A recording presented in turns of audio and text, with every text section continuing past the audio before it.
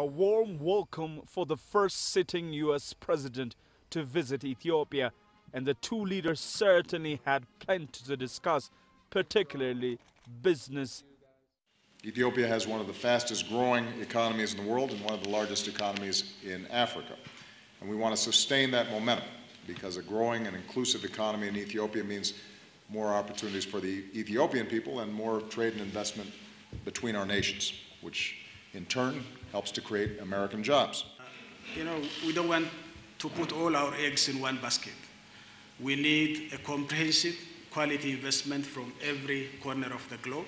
We have long-standing relations, diplomatic relations, but the investment flow doesn't match that long history of cooperation between Ethiopia and the United States. Security inevitably was high on their agenda.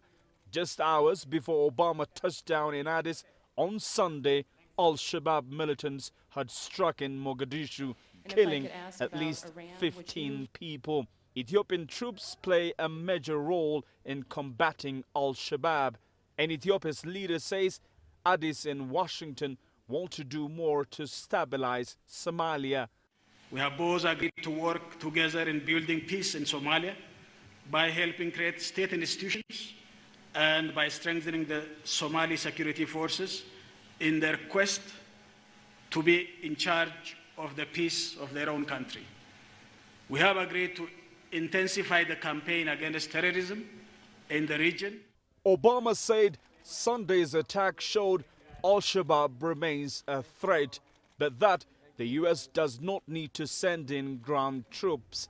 The Ethiopian troops there are, quote, tough fighters, and the Kenyan and Ugandan troops serious about what they're doing. President Barack Obama's visit to Ethiopia is an historical moment for many Ethiopians. The question now is whether the U.S. can refrain from imposing its values. Girum, Chala, CCTV, Addis Ababa, Ethiopia.